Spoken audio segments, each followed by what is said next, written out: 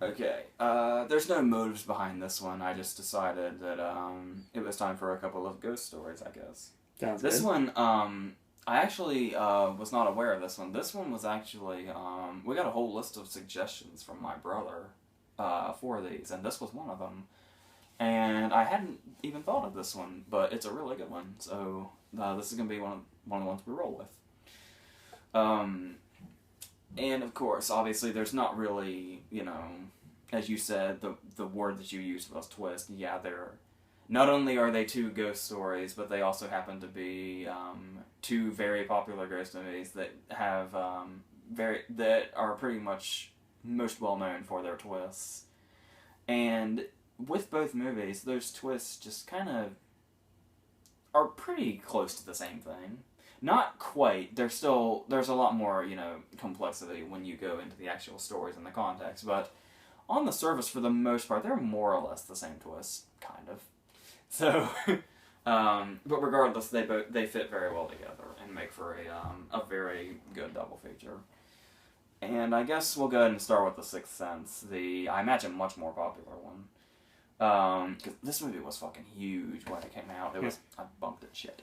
I remember that. This was if I'm getting my facts right, I believe The Sixth Sense was the highest grossing movie of 1999, just after not just after, but under The Phantom Menace. That sounds The right. Phantom Menace was the only movie in 1999 that made more money than The Sixth Sense. And we know why that happened. So, needless to say, this kind of became it became a whole pop culture thing. Everybody loved it. Everybody was talking about it. It just took off. It got 6 Oscar nominations, despite the kind of movie that it is. Um, 2 of those being picture and director, which are as prestigious as you can get when it comes to that. So yes, the movie made a huge splash and became a huge deal, and that is not without reason.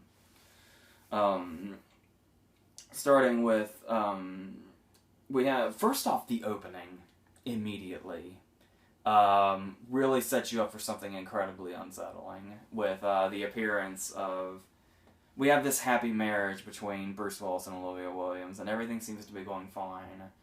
And then there is this scary person who breaks into their house who is Donnie Wahlberg, who ends up being a former patient of Bruce Willis's. And he shoots Bruce Willis and then shoots himself in the head, and then we just jump in time. And you kind of. They don't bring this event up a lot within the movie, if at all. I think he mentions it once. And then it comes back later when he's trying to kind of, get further into Cole's case. But it's very cleverly not touched on a lot for probably specific reasons. um, and the thing about this movie is not only is it we got a lot of genres going on here, and they all fit into this movie really, really well. Obviously, there's a thriller aspect to it when you have an opening like that. There's kind of a psychological thing to it. There's a very poignant drama aspect to it, and a lot of the time, it's just a flat out horror movie. um, and quite a freaky one at that. Surprisingly, because this was M Night Shyamalan's it's his most well known movie, and the first movie people really noticed him, so it gets mistaken sometimes for his first movie. I think Wide Awake was his first movie actually. That one with Rosie O'Donnell and the kid from Jack Frost, where he was like, prep school or something. I saw it, but I don't really remember anything about it. It was like a coming of age movie, basically. And this was his follow up to that, I believe, if my facts are correct, and that was the one that came before this. Um, but really, at its center, what really, really kind of separates the genres here is the performance of Haley Joel Osment, who, despite his young age, was one of the Oscar nominations for this movie. In pretty much every genre this goes in the direction of depends on his performance, because he's like right here at the center of it, and it's when he has his emotional scenes, what you're supposed to be feeling, and when he has the scenes where he's seeing dead people, you realize you're supposed to be frightened and are. Um, and then sometimes he just has, he's very obviously, like, he's the precocious child part, of course, but he also has those moments where he actually does behave like a child, and it's endearing and stuff like that. So he's really kind of the, how we're gauging where the movie wants us to go, and it works out every time, because it's just that well put together, and the performance is that good, especially coming from somebody as young as him at the time. I think he was... The character of Cole was 9, and I think he was 11 when they shot it, which is really impressive.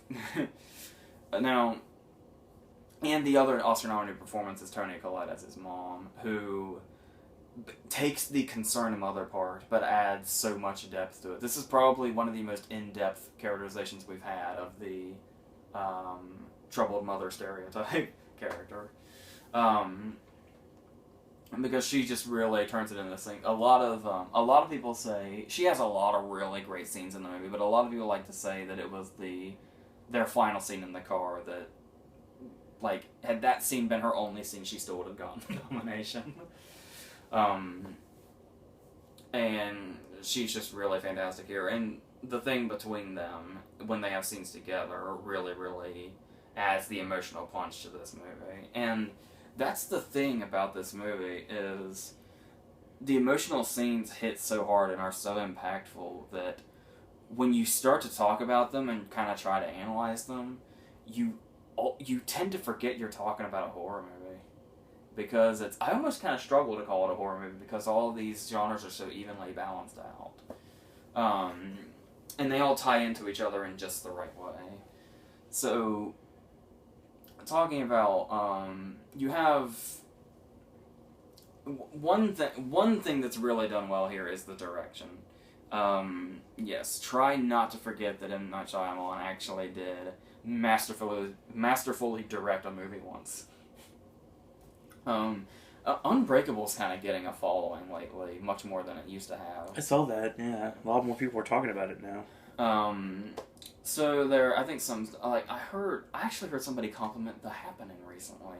I was like, I thought I was the only person that did that, and I did it in secret.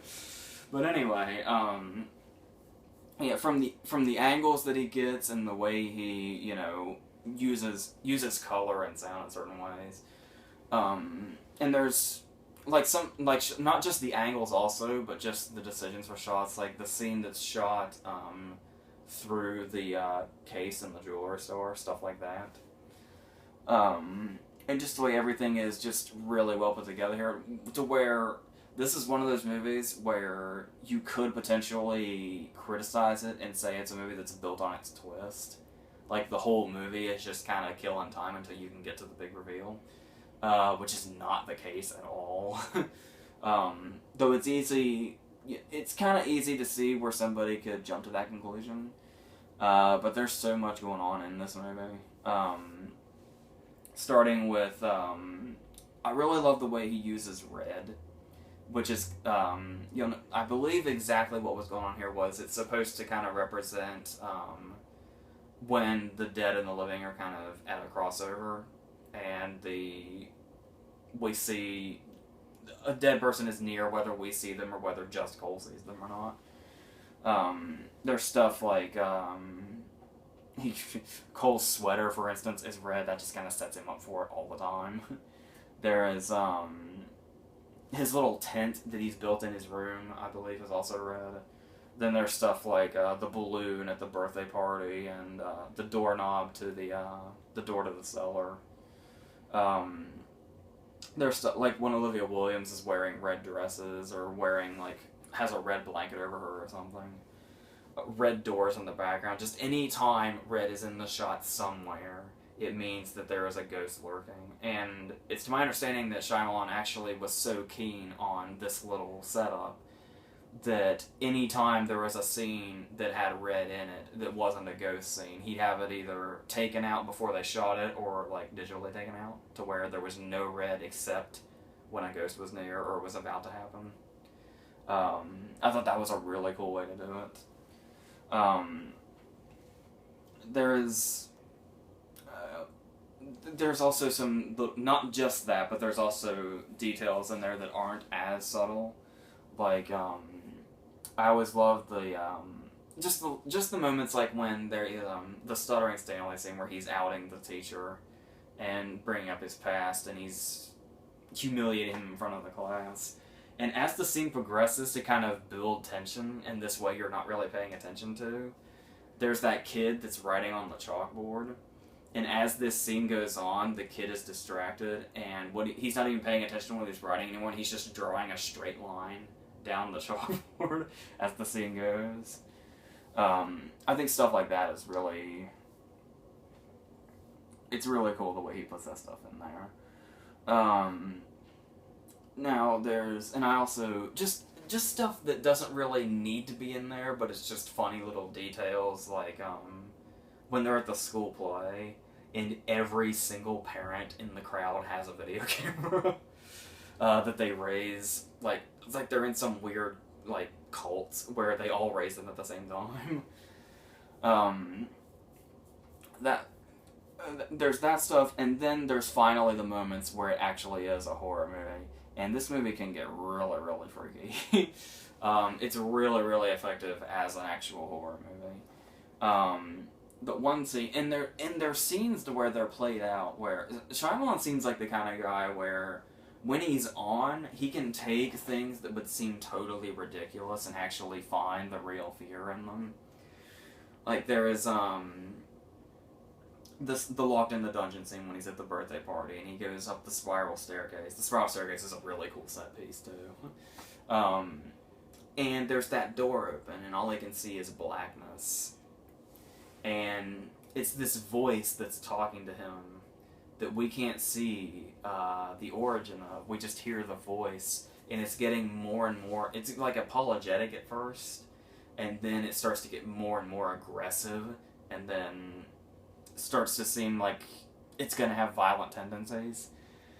And it's this really, really creepy setup. And then the idea that the game that they have to torture him, where they put him in there and they lock the door, and he's in there with... We can't see what the ghost looks like, but he can.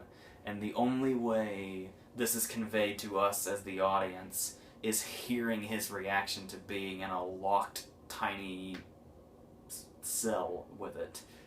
And it's a really, really chilling, disturbing scene. With the way, because with the scene where the door's just open and it's just the voice is talking to him in the darkness, just the things that it's saying would probably seem kind of like silly and goofy in another movie. But the way it's built up to here is just really, yeah. And then there's the stuff, I really love the scenes where, obviously the whole thing where the cult, when it's cold, you can tell when death is near or when a ghost is near. And there's that really creepy shot where he's in the hallway alone, and his red tent is there, so you know something's going to go down. And we just see the thermostat start to go down. And it goes from like 60 to 50. And then we can see things lurking in the shadows and stuff. And there's the really effective shot where it's just this normal kid, just kind of dressed in clothing that seems a little out of style. So he might be, we don't know exactly from what time he's from. And he just says, hey, come on, I want to show you my dad's gun. And when he turns around, the back half of his head is missing from where he played with his dad's gun. The woman that he thinks is his mom in the kitchen, and it's the woman who was abused by her husband, so she slit her wrists, and she's like coming at him like he's the husband, and she's screaming at him. There's a lot of really freaky shit in this movie. And it's just done, it's really done in the way horror should be done. I'm really surprised that horror movies didn't get a little better when this movie came out trying to copy it. Because it doesn't really... You could say it uses the jump scare effect, but in the way to where it's not the score, it's what you're looking at that makes you jump back in fear. Like the kid turning around, for instance, that scene. A score happens, but it's not that loud, and it's what you're seeing that's making you recoil, and not the director just trying to throw shit at you.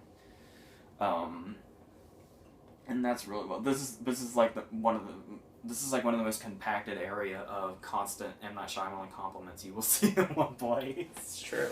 Nowadays. And now, we'll talking about this for a minute. There is the idea where, I don't know if this has actually been confirmed by him, but I believe it is a popular assumption now.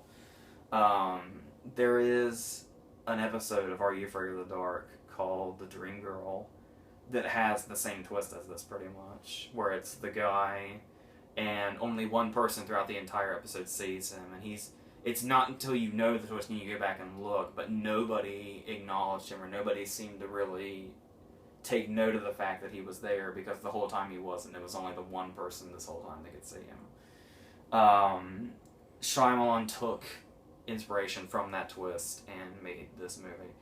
I don't know if that's exactly the case or if it's just a coincidence, but I don't know I've heard that a lot. I don't know if Shyamalan has actually confirmed it or not, but I think it's widely believed that he actually saw that episode of Are You Afraid of the Dark, and that's where this movie more or less came from, was that twist and then just kind of building backwards.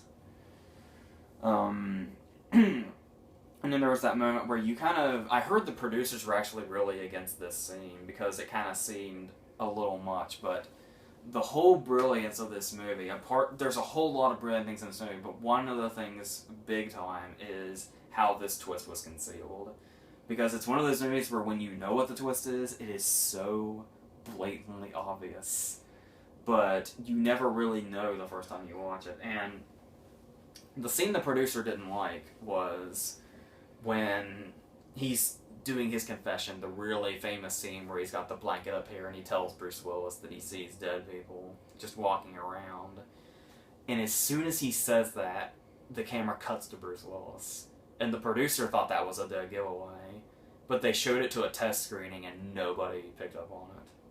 So, it's really interesting how, when what you know really, really plays into how you visualize it, but apparently nobody picked up on it when they showed it to test screenings and a lot of the original audiences. So there's that. Now, another thing is you kind of have to, and the way they kind of really, really bring that together, when it looks like, the way the scenes are built is, it seems like he's interacted with another person when he hasn't. And they kind of cleverly do this. There's always one line in the scene that kind of tells you, that kind of gives you that hint that you're not really thinking about the fact that people don't see him. Because there's the moment where he's sitting there with Toni Collette when Cole comes home, but they're not saying anything to each other. And then she goes and she's saying, she's gonna, make him dinner or whatever. And when she leaves, she says, "You have 1 hour." When you're seeing the movie for the first time, you take that 1 hour as he has 1 hour with Crow, the doctor, to have a little session. When you look back on it, she's clearly just saying, "You have an hour before it's ready. Just go do something." And then there's, of course, the scene where we think that he and Olivia Williams, their marriage is falling apart and they're fighting. And he goes to meet her for dinner and he's late, and she's just ignoring him. And then she takes the check and then pays for it herself and then pushes it away and says, "Happy anniversary," and leaves. On the outskirts, it looks like she's saying it to him bitterly, when in actuality, she's trying to still keep him there as for the grieving process. So they always throw in that one sentence, whether it's "you have an hour" or "happy anniversary," where it tricks the audience into thinking that he's interacting with somebody when he hasn't at all. And that was just really, really brilliantly done, I thought. This is one of the most well thought out twists. It's probably in history, and probably why it's most well known for that. But once again, it just seems like it should be so obvious, especially, he actually says the line to Bruce Willis, "Not only do I just see them normally and walking around, but when I see them, they don't know that they're dead." It's like they're just, it is kind of subtle, but at the same time, it feels like they're throwing everything at us. Like, arrows and neon signs are pointing at Bruce Willis saying "Ghost." But the first time around, audiences just don't pick up on it because it's just so well done and just hides it so well. But then after a while, once the plot progresses and we meet the Mischa Barton ghost, it turns into that plot where we're talking about Are You Afraid of the Dark? Pretty much 90% of Are You Afraid of the Dark was the ghosts aren't actually harmful, they're scary at first, but if you just help them with their unfinished business, then they're happy and then they go away. That's the direction this takes, which is kind of like, okay. Which is, it's fine, it still keeps up with what it's doing there, but it's just a very obvious turn for a ghost story to take. But that's not even the full thing. Once they do that, and it is, I do really love how they build it up to how it's, we have this big payoff finally where he helps, Mischa Barton with her unfinished business where she was poisoned, and then everything's happy for him and he's able to basically control it. And the whole point of this is that we learn that Vincent, Donnie Wahlberg's character, most likely had the same thing that Cole has, and that's what drove him crazy and drove him to be a psychopath and kill himself. And kill Crow, but we don't know that yet. And he, by helping Cole through this and actually showing that he can help the ghosts, and then we see him in the school play, and there's been that running joke where the douchebag kid that pretends to be his friend is this actor that's in commercials, and so it's talking about being an actor's actor, and he's cast as the village idiot, and Cole is the star of the play, and everybody, loves him now, and everything's great and happy. You think everything is perfect, and he prevented another Vincent from happening, and then they lay the twist on you, and and there's just that one more thing. And in between this, you have the scene in the car with Toni Collette, and it's just the emotional peaks that this movie hits. Being a predominantly horror movie are emotional peaks that a lot of movies that are predominantly emotional do not reach. The whole scene about him talking to his grandma that's just really powerful shit. That's really, really powerful writing and filmmaking and acting and everything. Both of them got their Oscar nominations, really for the movie, but like I said, if that one scene was by itself, they may have scored it on that alone. So yes, this has a lot going on, and it pretty much everything it's trying to do, it does right. And really, really powerfully. The horror is really, really freaky and scary. The emotional moments are really, really hard-hitting and actually almost tear-inducing. And it's all building up to one big twist that is one of the most well-thought-out twists in movie history. It's got so many things going on for it, and I love that the Academy took to it. It seems really weird, especially since 1999 was such a great year for movies. They could have gone for anything, but the fact that they went so strongly for this really speaks about it as a movie, really. Not just the Academy for going for it, but the fact that a movie like this can show the Academy what movies like this can do if they're done really, really well and done right. And that kind of stuff can happen when a movie is just that good and undeniable. So, the movie has certainly earned its reputation, for sure. And then 2 years later, we had The Others come out, which was a different approach. It's a period piece type. It's 1945, I want to say. It might say on the back here, I don't know. But it's in that area. And of course, we have the relatively creepy setup, where it is just Nicole Kidman in her house with her 2 children, and she has very, very strict rules. The curtains have to be closed during the day, and everything has to be really dark, or else the kids will, break out from the sun. So the kids are really pale and ghostly looking. And then 3 creepy looking servants come out of the fog and approach the house, and they are the new servants throughout the house. And the movie just kind of goes from here, and then sooner or later, the others appear, and shit starts to happen that they can't explain, and they start seeing people and hearing things, and it turns into a haunted house movie. But there is so much more to it, especially when you know what's going on. This movie, the really impressive thing about The Others is I said, watching The Sixth Sense, when you know the twist, it's blatantly obvious and you keep seeing that stuff, but you can go back and watch it and just respect how well it was put together. When you know the twist in the others, it's a totally different movie. This is literally two different movies. One when you don't know it and one when you do. And they are totally different and have a totally different feel as well. Because the movie is a really, really creepy haunted house movie when you don't know the twist. But when you do know the twist, the whole fucking thing's really creepy to watch. Because you know you're just watching ghosts be ghosts the whole time. The servants are ghosts, the kids are ghosts, and she's a ghost. And the others, what we think are the ghosts, are the normal people trying to live in the house with the ghosts. And it's a really wild way to do it. And at the time, I feel like it's really original. I'm not sure. I mean, with all the classic ghost stories, there's got to be something like it. But as far as movies are concerned, especially at this time period, that was just totally out there, and seemed really wild. And the way that it's shot, the period feel, you would think would just be done for the sake of it, but I've come to learn lately, I don't know what it is about it. I don't know if it's because it automatically gives you kind of just that feel of what was in the past that is not any longer, which, are ghosts. Horror movies, especially haunted house movies, are so much creepier as period movies.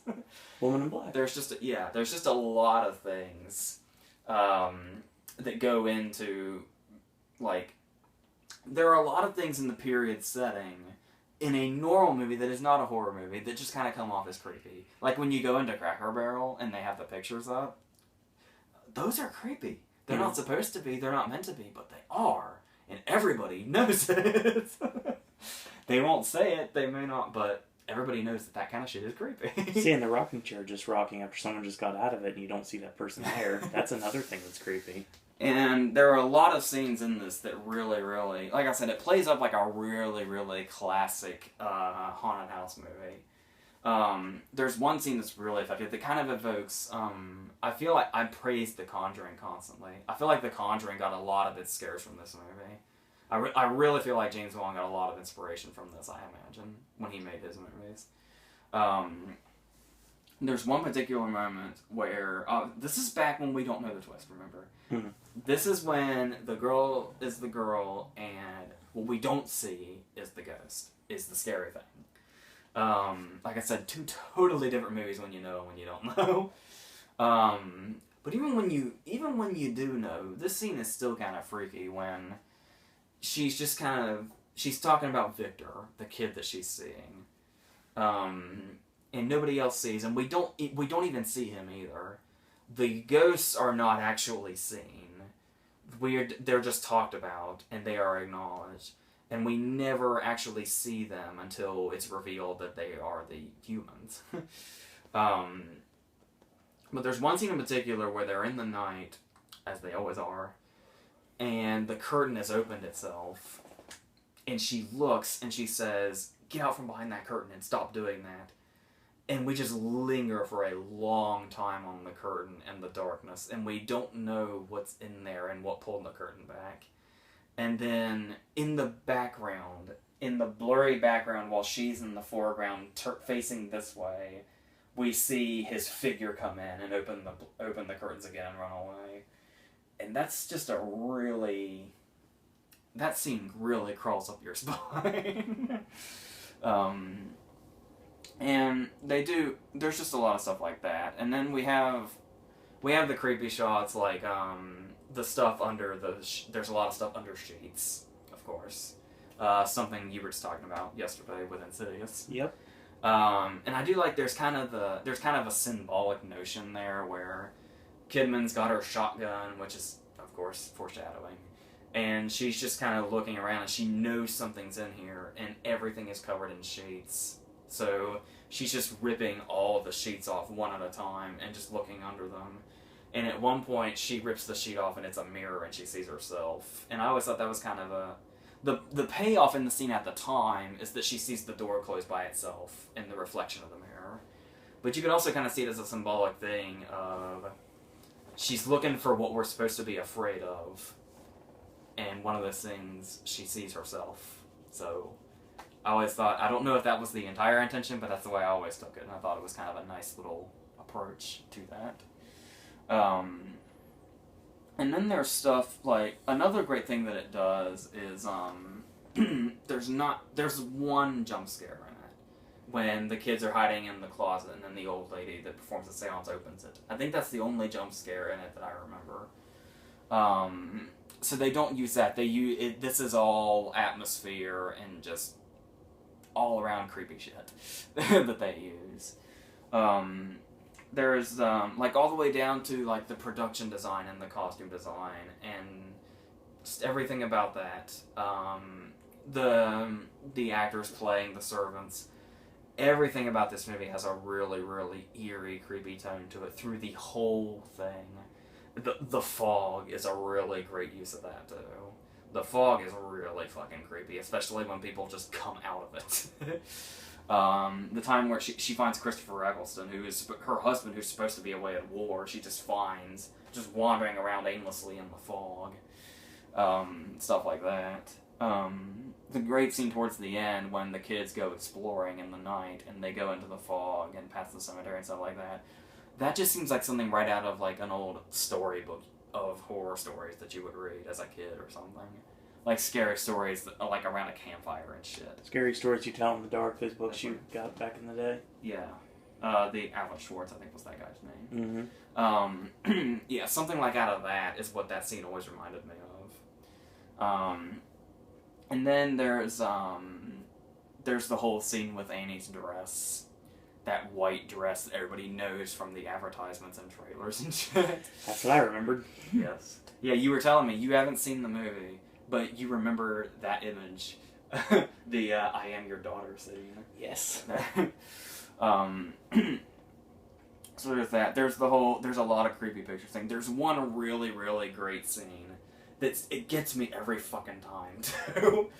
Where Kidman is searching around the house and she's looking for what the issue is, which of course we know is not the issue, but there's this image where a shadow is cast just right, where a light is hitting somebody's mouth, and we can see the outline of a person just lurking in the shadows, looking really, really creepy. And we can just see their chin and we can see their eyes. And then a light flicks on and lights up the whole thing, and we see that it was just a painting. That fucking scene gets me every time. But it's such an easy thing. And speaking of it being old-fashioned, just having an old-fashioned sense of horror in general, she uses the word macabre at some point in the movie. That's a really perfect word to describe the whole movie when they're the Book of the Dead, I guess you would say it is, where it's the when they would have the thing that actually happened back then, where when people would die, to have something to like remember them by, because you didn't really have pictures of them, you would basically set up their corpses to pose for pictures, and there was a whole album of them that's in the attic. Stuff like that. But talking about the atmosphere with the period flavor and the fog and just the whole atmosphere of the movie in general, I'll bet this movie would have been amazing in black and white. And not just like, setting your TV to black and white, but like when you see the old VHS covers that say Inglorious black and white, that kind of black and white. I think it would be awesome. It would be like The Haunting meets Gaslight. It'd be like that kind of feel.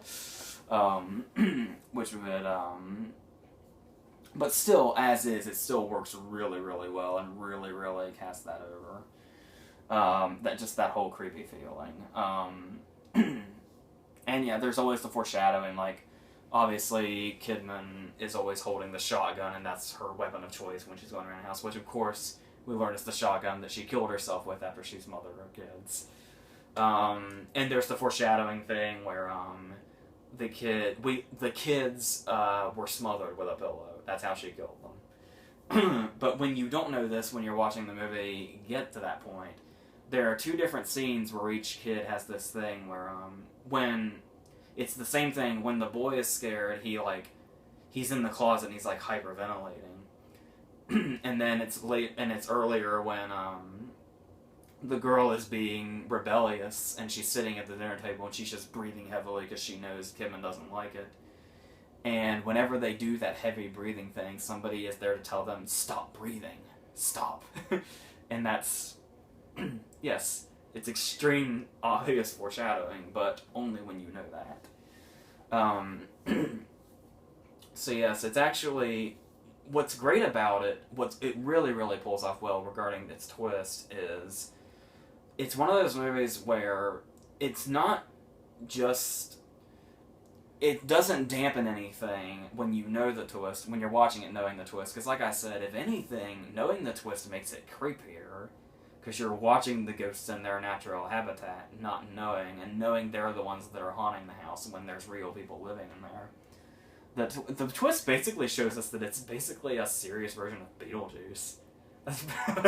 That's basically what it ends up being. But yeah, not only is it not dampened, but it's actually creepier when you know the twist and you're watching it again. So that's a really, really great way to do a horror movie with a twist. That's pretty much the absolute best thing you can do, is make the twist make it only creepier. So, and this movie pulls it off really well. Another movie that did its twist really, really well. So yes, this is a tough call. I'd go with The Sixth Sense because it just really hits in a powerful way on multiple levels. But both of them do their thing really, really well, and they are prime examples of the genre for sure. So yes, more people need to take note. The people making horror movies now really, really need to watch this and reevaluate their choices. So yes, that's what we have. That's what we've got. Join us later tonight if you're a wrestling fan for the WWE Battleground podcast. We're going to be talking about all things WWE, me, Aaron, Ashley, and possibly some special guests. And, of course, on Monday will be your WWE Raw podcast. That's going to be at 11 p.m. For the pay-per-view podcast and 11 for the 11:30 for the regular Raw podcast. NXT and Sip and Snack and AJ's movie reviews, tackling Paper Towns, Pixels, and to be announced at this point. Gaming with Ash returning soon, versus to end the month of July. I cannot believe we're almost there already. Your cryptic comment is Road Trip. So that's coming your way. And AJ, any parting words?